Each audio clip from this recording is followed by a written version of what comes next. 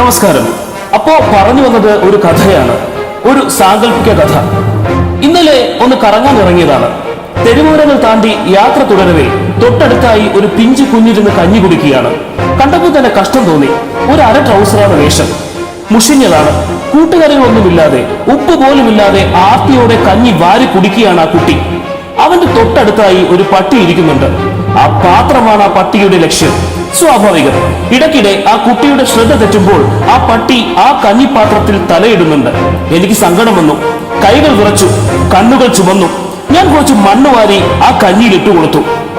ഓ, മണ്ണ് വീണ കഞ്ഞി പട്ടിക്ക് കുടിക്കാൻ പറ്റില്ലല്ലോ എന്ന ആശ്വാസത്തോടെ നിറ കണ്ണുകളോടെ ആ കുട്ടി എന്നെ നോക്കി ആനന്ദാശ്രു പൊഴിച്ചു. ഒരു പാവം കുഞ്ഞിനെ സഹായിച്ച ചാരിതാർത്ഥ്യത്തോടെ ഞാൻ നടന്നു. ആ കുട്ടി എന്തൊക്കെയോ വിളിച്ചു പറയുന്നുണ്ടായിരുന്നു. നന്ദി പറയുകയാണ്. എനിക്ക് അവന്റെ ഭാഷവശമില്ലല്ലോ, അതിനാൽ മനസ്സിലായില്ല. എന്തായാലും അടുത്തത് എന്ത് സഹായമാണ് ചെയ്യേണ്ടതെന്ന് ആലോചിച്ചുകൊണ്ട് ഞാൻ എന്റെ യാത്ര തുടർന്നു. ഈ കഥ വിരൽ ചൂണ്ടുന്നത് നമ്മെ നയിക്കുന്നവരിലേക്കാണ്, അല്ലെങ്കിൽ നമ്മെ നയിച്ചവരിലേക്കാണ്, അതുമല്ലെങ്കിൽ നമ്മെ നയിക്കാൻ പോകുന്നവരിലേക്കാണ്.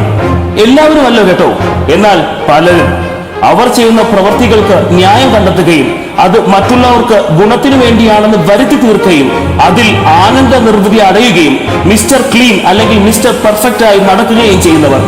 അവർ ചില്ലറക്കാരല്ല. ഇത്തരക്കാർക്ക് എപ്പോഴും ഒരു മറയുണ്ടാകും.